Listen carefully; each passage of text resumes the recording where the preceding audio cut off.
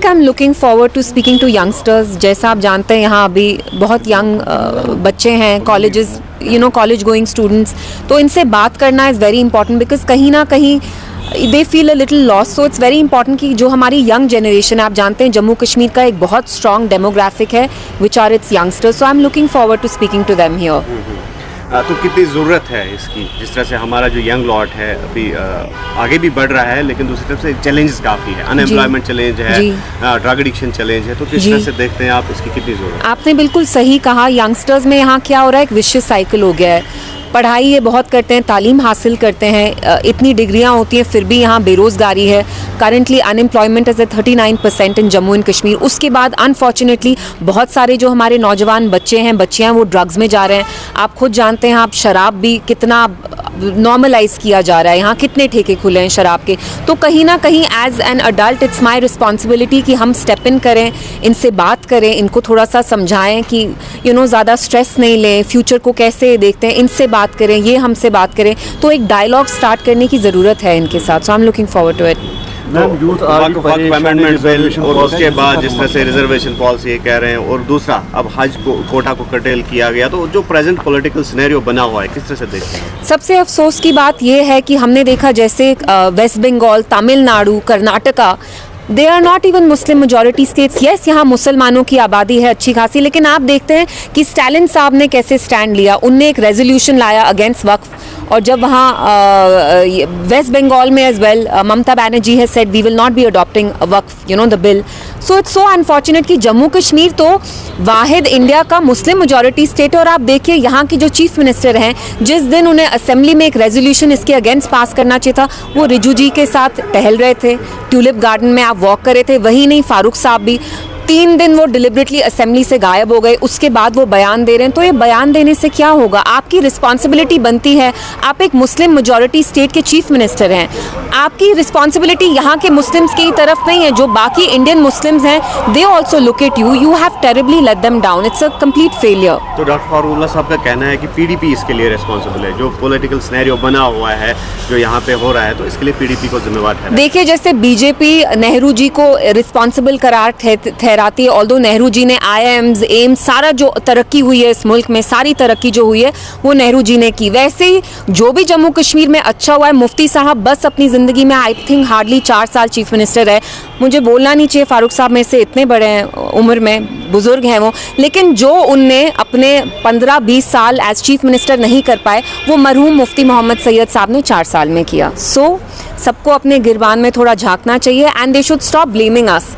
अभी हम प्रेजेंट की बात करते हैं, they are in some kind of understanding with BJP. तभी आप देखते हैं असेंबली में जिन मुद्दों पे बीजेपी के MLAs बात नहीं करते, NCB नहीं बात करती, तो कहीं ना कहीं इनकी टैसिट अंडरस्टैंडिंग है. तभी ये जो बड़े बड़े हमारे इश्यूज हैं, वैसे तो फिर 370 भी सब जुडिस है, तो हम उसके बारे में भी बात नहीं करें, तो जो उन्हें वक्फ का दिया था. So I think it's very unfortunate कि इक्तिदार में ये आए हैं, लोगों ने इनके 50 MLA बनाए, इतनी भारी अक्सरियत से इनको लाया, but still they are finding scapegoats.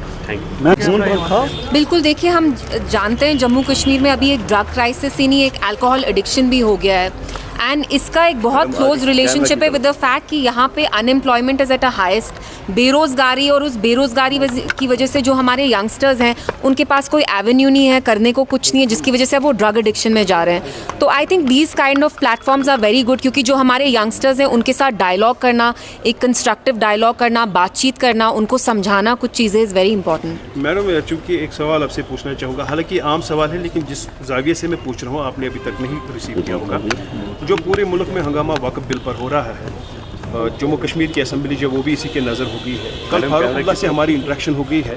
Farooq की बात छेड़ी है कि जो जम्मू कश्मीर में मुस्लिम अवकाफ ट्रस्ट हुआ करता था जी, इसको पीडीपी ने, मरहूम मुफ्ती साहब ने वक्फ बोर्ड बनाकर इंडिया के पूरे बोर्ड के साथ मर्ज कर दिया जी. अगर जो आज अमेंडमेंट हुई होती, अगर मुस्लिम जो जम्मू कश्मीर मुस्लिम अवकाफ ट्रस्ट था वो होता, तो शायद हम इस अमेंडमेंट के दायरे में नहीं आते. जी, वो NC सबसे बड़ा प्रोपेगेंडा वही कर रही है. मैं आपको बताना चाहती हूँ, उससे पहले जो औकाफ की सारी प्रॉपर्टीज़ वगैरह ऑक्शन थी, वो NC जो अपने खास लोग हैं उनको देते थे.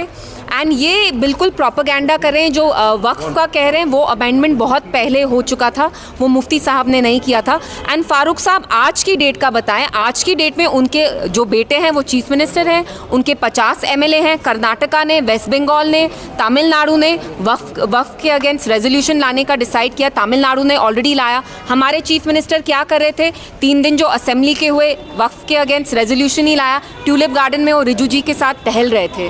तो ये क्या इनकी ऑलरेडी एक अंडरस्टैंडिंग है बीजेपी के साथ कि हम वक्फ के बारे में यहाँ बात नहीं करेंगे, इसके अगेंस्ट कोई रेजोल्यूशन नहीं लाएंगे। तो फारूक साहब शुड टेल अस कि उनकी पार्टी ने वक्फ जो बिल आया है उसके अगेंस्ट रेजोल्यूशन क्यों नहीं लाया असेंबली में, despite the fact that Jammu and Kashmir is the only Muslim majority state in India.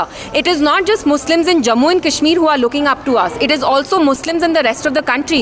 And this government, the National Conference, has terribly let them down. Because आप मुसलमानों के बारे में बात नहीं करना चाहते। 370 तो आप नॉर्मलाइज कर ही रहे हैं। आप 370 के बाद जो इंडिया में बाकी मुस्लिम्स के साथ गलत चीज़ें हो रही हैं, जैसे वक्फ है, we know it's anti Muslim, Muslims को डिसएम्पावर करने के लिए बिल लाया गया है। एनसी उसके बारे में भी नहीं बात करना चाहती। क्यों नहीं बात करना चाहती? क्योंकि आपको इक्तिदार से मोहब्बत है, आपको अपनी कुर्सी चाहिए। तो फारूक साहब शुड ऑल्सो टेल अस कि जब वो चीफ मिनिस्टर थे औकाफ में क्या क्या होता था, सबको पता है। शॉप्स किसको ऑक्शन की जाती थी, औकाफ में कितना करप्शन था। मुफ्ती साहब की वजह से 3 साल वो चीफ मिनिस्टर रहे और उसकी वजह से, उनकी वजह से औकाफ में एक ट्रांसपेरेंसी आई, अकाउंटेबिलिटी आई, जो एनसी के टाइम बिल्कुल नहीं होती थी। कोई पॉसिबिलिटी है जो कोर्ट में केस गया है, कोई पॉसिबिलिटी है जो कोर्ट में केस चला गया है क्योंकि ये पार्लियामेंट में डिसीजन हुआ है? देखिए, सबसे पहले जो फारूक साहब ने कहा कि स्पीकर ने ठीक किया क्योंकि ये सब जुडिस है, ये सब जुडिस नहीं है। सुप्रीम कोर्ट में अब तब तक वो मसला नहीं गया था। और दूसरी चीज़, सब जुडिस तो फिर 370 भी है, तो आप तो 370 के बारे में भी कहते हैं आप लड़ाई कर रहे हैं। तो this was a very convenient excuse. Home minister का रिसेंटली आपने भी बयान पढ़ा होगा कि ये स्टेटहुड का एक राइट टाइम है। ये राइट टाइम हमने एनसी से भी पूछा, उन्होंने कहा अभी तो हमें 6 महीने हो गए हैं।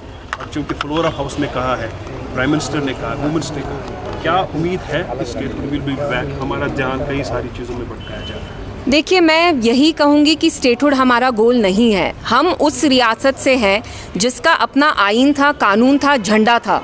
We have to fight for that thing as well. जब आप खुद बीजेपी की, एनसी तो बीजेपी का एजेंडा ही चला रही है, स्टेटहुड तो बीजेपी का एजेंडा है, तो हम बीजेपी का एजेंडा क्यों चलाएं?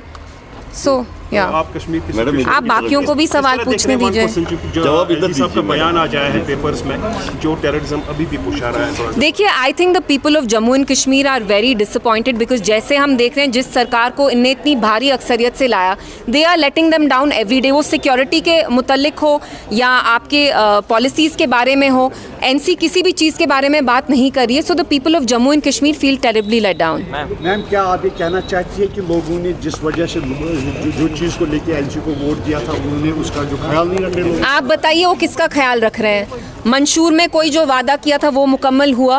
वक्फ पे इतना डिबेट चल रहा है, हमारी असेंबली में किसने वक्फ पे बात की? पीडीपी के एमएलएज ने बात की। उनने कुछ बोला क्या? उमर साहब जिस दिन उनको असेंबली में होना चाहिए था, वक्फ के अगेंस्ट रेजोल्यूशन पास करनी चाहिए थी, उस दिन वो ट्यूलिप गार्डन में टहल रहे थे। और आप उस आदमी के साथ टहल रहे हैं जिसने ये बिल पार्लियामेंट में लाया। ही गॉट द रिजू जी जिनने जो बिल लाया टू डिसएम्पावर मुस्लिम्स। उमर साहब उनके गाइड हैं क्या कि आपको उनको ट्यूलिप गार्डन में लेना था? मतलब आप अपने लोगों के बारे में बात नहीं कर रहे। कश्मीरी मुसलमानों को तो आपने बस के अंडर थ्रो कर ही दिया है। अब जो इंडिया में बाकी मुस्लिम्स हैं, आप उनके इश्यूज़ के बारे में भी नहीं बात करना चाहते। आप 370 नॉर्मलाइज कर रहे हैं, आप एब्रोगेशन नॉर्मलाइज कर रहे हैं, और अब जो पूरे कंट्री में मुसलमान हैं, जो उनके साथ अब डिसएम्पावरमेंट हो रही है, आप उसको भी नॉर्मलाइज कर रहे हैं। आप एक मुस्लिम मेजॉरिटी के चीफ मिनिस्टर हैं, मुस्लिम मेजॉरिटी स्टेट के, बट आप अपना कंडक्ट देखिए, आप कुछ बात नहीं कर रहे हैं। You are not talking at all. इसका मतलब नक्शल में आप कहना चाहते हैं कि ये मैच फिक्सिंग चल रहा है एनसी और BJP? Of course there is a tacit understanding. आप देखिए, असेंबली जब हुई पिछले हफ्ते, जो हमारे पीडीपी के एमएलए हैं उनने ही बात की, वरना एनसी के एमएलएज ने बात नहीं की। अगर आपको अपने स्पीकर पे इतना गुस्सा था जो उन्होंने ड्रामा किया असेंबली के वेल में, तो आपने इनके अगेंस्ट नो कॉन्फिडेंस मोशन क्यों नहीं सपोर्ट किया? तो कहीं ना कहीं जिस बात पे बीजेपी के एमएलए बात नहीं कर रहे, उस पे एनसी ने भी चुप्पी साधी है। क्यों साधी है? क्योंकि एनसी एंड बीजेपी की एक टैसिट अंडरस्टैंडिंग है।